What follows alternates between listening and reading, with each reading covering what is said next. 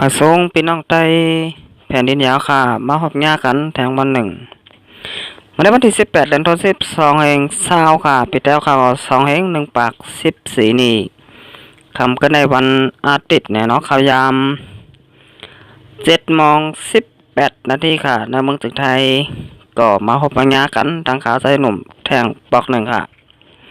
เอาค่ะทางเพิ่นนี่ก็ข่าวใจมี3หัวข้อข่าวมาเน้พี่น้องผู้ปันแหง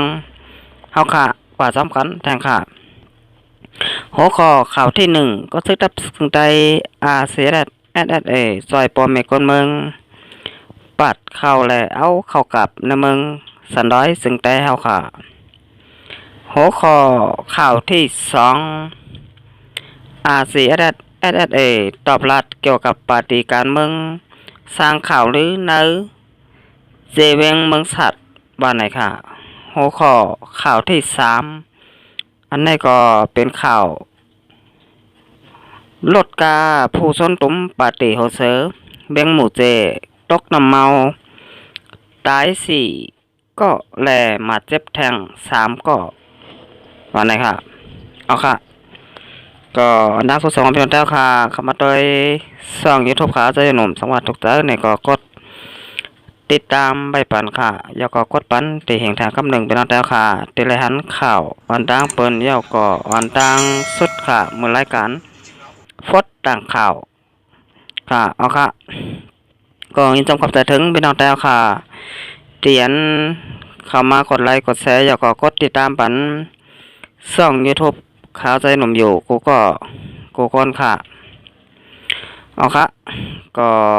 เขาขามาโดยหัวข้อข่าวที่1อันดังสุดค่ะก็ซึกดับซึกจึงได้อาเซียนSSAจอยปอเมคนเมืองปาดเข่าและเอาเข้ากับ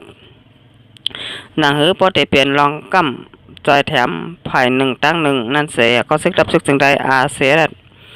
SSAจอยปอเมคนเมืองปาดเข่าเนื้อเจเบง4ป่อและจอยเอาเข้ากับเนื้อเจเบงเกซีว่าไหนเมื่อวันที่17เดือนธันวาคม12แห่งปลาย20ค่ะเดือน11มื้อ1ค่ำปีใต้2แห่ง1ปาก14นี่ยิงเนื้อเงาลายในพุ่นตีเสเอากองไว้หลังเหย้าก็ซึกดับซึกจึงได้อาเซียนSSAจอยปอเมคนเมืองปาดข่าวตีหน้าเมืองตุงเจเวง4ป่อเจตอนกอกแม่เมืองไตปอดห้องในเหย้าเมื่อวันที่16เดือนธันวาคม12ปลาย20เดือน10รับปีได้2แห่ง1ปาก14นี้นั่นก็ซึกดับซึกจึงได้อาเซียนSSAจอยปอเมคนเมืองเอาเข้ากับเข้าผ้าตีหน้าน้องซ้อมและเมืองเก่าเจเวงเกซีเจตอนดอยแหลมเมืองไตปอดจานแทงเหมือนกันว่าไหนค่ะเอาค่ะอันนี้ก็เป็นรองกั้มใจแถมดับซึกจึงแล้วค่ะอาเซียนSSAโคไลก็จะแถมปอเมคนเมืองเฮาค่ะมาอยู่ตาเสเนี่ยเนาะบัดได้เป็นจอยปัดเข้าปัดงาไถสนไถนาจากขวาเจ้าไหนค่ะบัดได้เป็นเมเซนตาสายตังปันบ่มีคนเมืองก็เฮ็ดมาอยู่ตาเสเนี่ยเนาะนี่ก็จะเรียกว่าเป็นศึกบ่มีคนเมืองเฮาค่ะไล่ดังซอยแถมเนี่ยเนาะมันหนังซึกหลวงปองจึงมันอันนี้ก็บ่มีคนเมืองค่ะไล่เฮ็ดขี้คาเขาเนี่ยเนาะเฮ็ดตั้งปอนเขาเยาก็เฮ็ดโหปอนเขาจากก็เจ้าไหนค่ะซึกหลวงปองจึงมันนี่ก็ตั้งซึกดับซึกจึงแล้วค่ะเสียแดดวันเมื่อไหร่เปิงกันเตะๆเนี่ยเนาะไล่สร้างกว่ากันผ้าแลลิ้นเนี่ยเนาะเหมือนกันเสียเอ็ดค่ะก็ว่าดับซึกจึงแล้วค่ะเสียแดดเนี่ยเป็นลูกหลานของปอมีคนเมืองค่ะมาเฮ็ดเนี่ยเนาะมันเหมือนหนังซึกหลวงปองจึงมันนั่นซึกหลวงปองจึงมันและดังพี่น้องจากเมืองสลายจึงแล้วค่ะเปลี่ยนไว้คนจะเจ้าเครือเหลียวกันเนี่ยเนาะมันก็เป็นเจ้าเครือมันอันดับซึกจึงแล้วค่ะเสียแดดในซ้ำเป็นดับซึกจึงแล้วค่ะนี่ก็เป็นซึกเจ้าเครือซึกพี่น้องเจ้าเครือเมืองสลายจึงแล้วค่ะเนี่ยเนาะนี่ก็เฮ็ดลองลีปันตอนตาพ่อแม่พี่น้องคนเมืองค่ะมาก็ปียาวเข้าถึงยาวเหมือนกันเนี่ยเนาะนี่ก็เป็นรองลีตอนตาพี่น้องเจ้าเคย ตีอยู่น้ำเมืองสนอยจึงแต้วค่ะอัมบาปะจันอัมบาปอทองอัมบาปอดหลังเนี่ยเนาะและครับตั้งใจแถมตีทับซึกจึงแต้วค่ะเสียแรดมาอยู่ตาเสกเอาค่ะวันไหนค่ะเอาค่ะจะเป็นหน้ามาด้วยหัวข้อข่าวที่2กันค่ะทับซึกจึงได้เสียแรดได้ตอบรับเกี่ยวกับปฏิการเมืองสร้างข่าวเลือในเซเว่งเมืองสัตว์วันไหนค่ะจึงได้ปลดออกคงในเจดอนเมืองสัตว์เจเวียงเมืองสัตว์นั่นมีข่าวลือกันว่าสังกลเคยได้ตอดแคบกลางใจปันปาตีได้ไหนก้นหนุ่มได้ทั้งเสียงได้ไรกว่าเฮ็ดซึกลอยได้แรงอันบันนั่นดับซึกจึงได้ซีเอสตอบรับว่าเป็นการย่าซื้อเสียงปาตีได้และดับซึกจึงได้ซีเอสก้อยว่าไหนกลางเดือนออกโทเบอร์หน้าปังเลือกตั้งโหลดแทงหมอกซาวันในก้อยปาตีอันแห้งใหญ่อันหนึ่งลงส้นตุ่มหาเสียงว่าสังว่าพี่น้องใต้ทั้งเสียง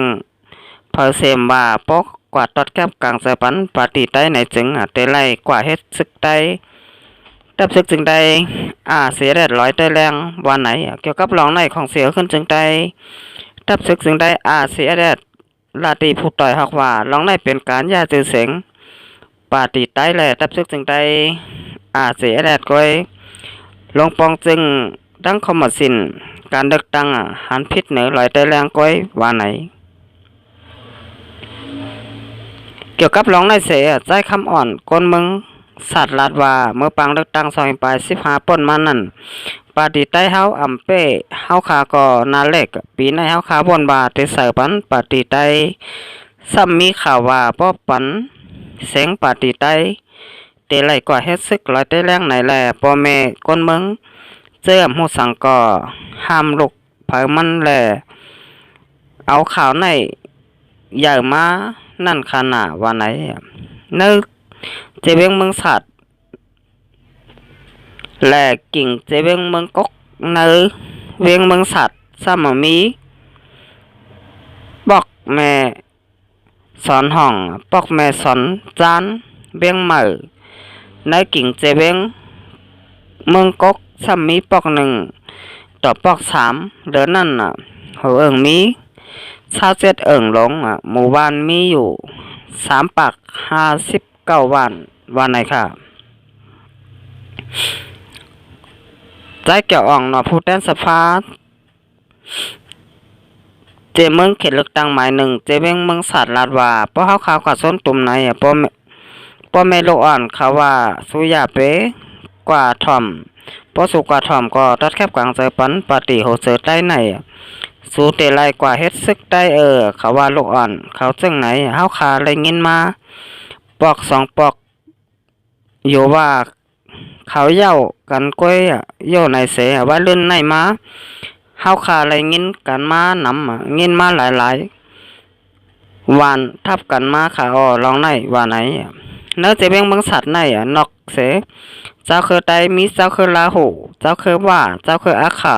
เจ้าอันมาจอมขาหับการขนมาจอมตับซึกตับปลิกก็มีเจ้าคือมันเจอไหน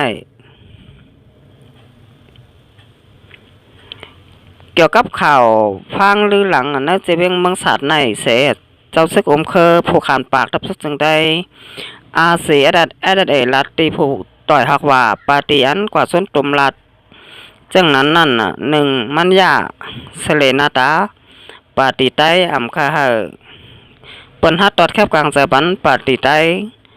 ข้อที่2ยาจือเสียงเสเลนาตาตับซึกลอยใต้แรงเฮาขาเฮ็ดให้ปวนโกตับซึกเฮาข้อที่3เฮ็ดให้ลงปองจึงดังคอมมสินปังเลือกตั้งหันพิดว่าปาฏิใต้ตั้งหลายตะแรงในกับ10ห้องกันปาฏิอันส้นตุ่มก้นเมืองลัดจังไหนลายเฮ็ดมันถูกแม่นว่าไหนนักเจเวียงเมืองสัตว์ในปาฏิอันเดเขาแข่งกันทั้งหมดมีอยู่9ปาฏิเมื่อนังปาฏิโหเสอปาฏิเสือเพิกปาฏิว่าปาฏิอาขาปาฏิลาหูปาฏิหมอกนัง4 ปาตีกุ๊บปาตีนกยุงและปาตีสังสีเจอในยาวเกี่ยวกับปังเลือกตั้งเสียของเสียขึ้นจึงได้เสียดัดอำยำออกลิกปืนเผาในข้าวตั้ง1 เหรียญ2 เหรียญในย้อม2 ผืนตกลาดว่าเตอยู่ไผ่แล้วให้ก้นมึงไล่ตอดแคบกลางเจอรอดแล้วว่าในเสตายังต้องตักพังถึงบ้าว่าปาตีแล้วเสียมบ้าเพราะเตลงหาเสียงในพื้นที่เสดัดกุ้มกำเตไล่ป้องข่าวลงนาเสจ่องก้อยลงบ้าไหน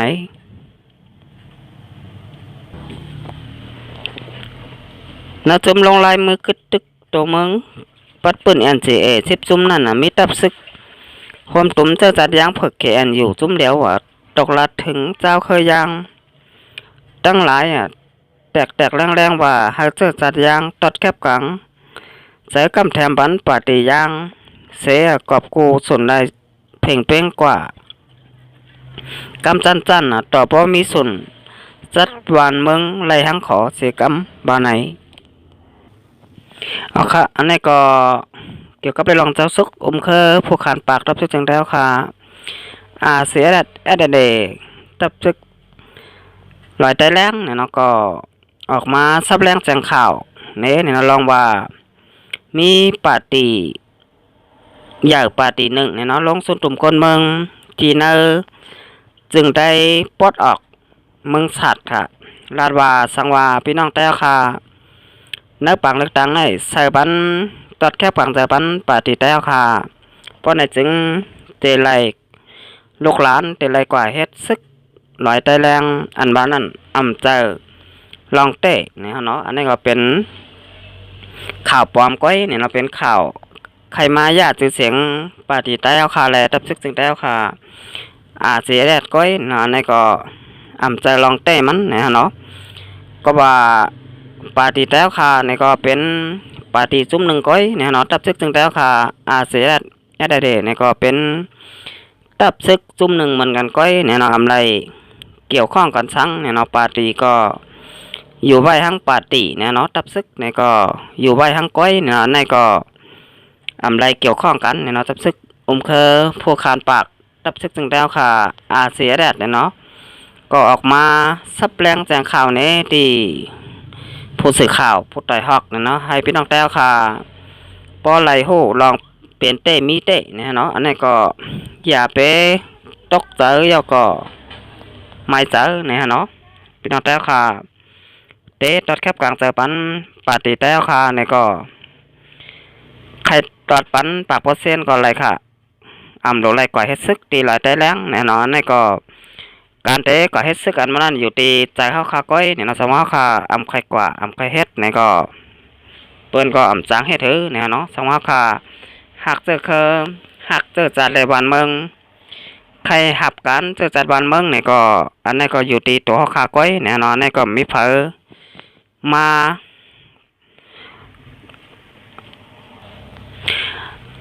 มีเผอนี่เนาะตีเตมา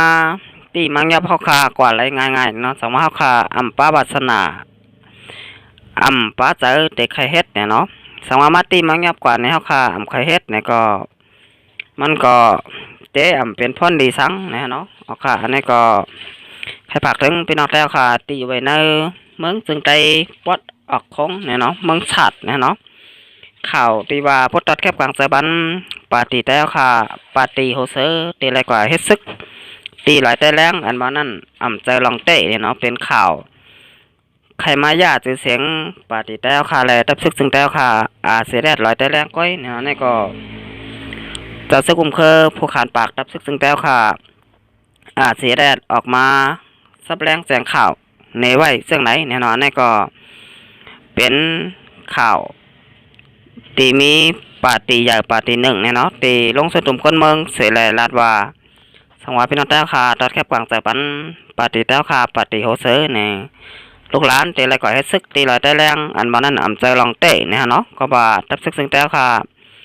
เสียลอยได้แรงเนี่ยก็เปลี่ยนไว้มุกจุ่ม1 ก้อยเนี่ยเนาะปาตีโฮ เซอร์เนี่ยก็เปลี่ยนไว้ปาร์ตี้อันหนึงก้อยนำใดเกี่ยวข้องสังกันแน่นอนนี่ก็เฮาพี่น้องเจ้าค่ะป้องใจกันกูก็กูคนเสกำค่ะเอาค่ะ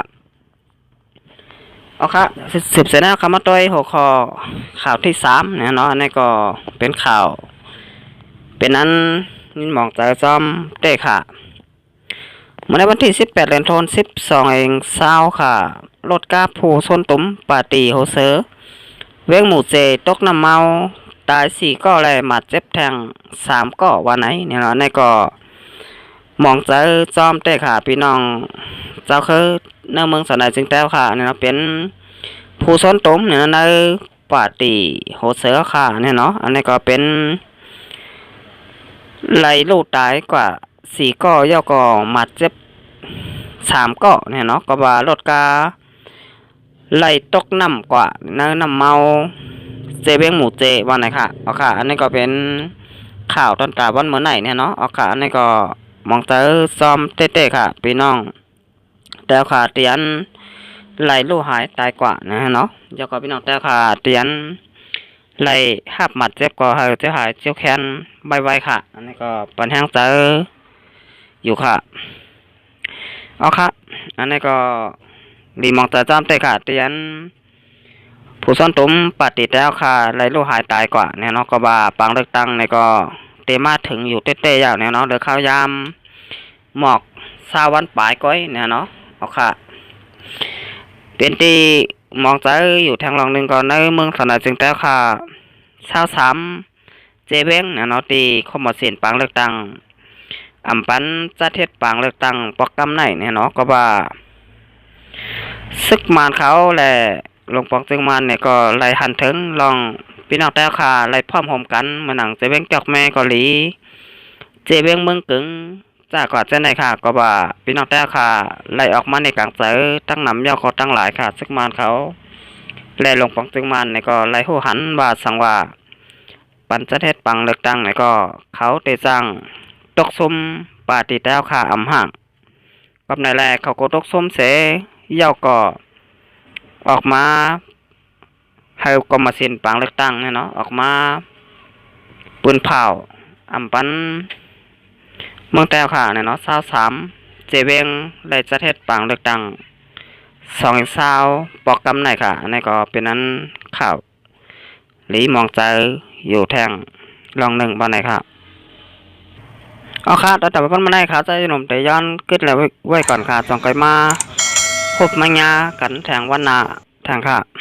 มาส่งค่ะ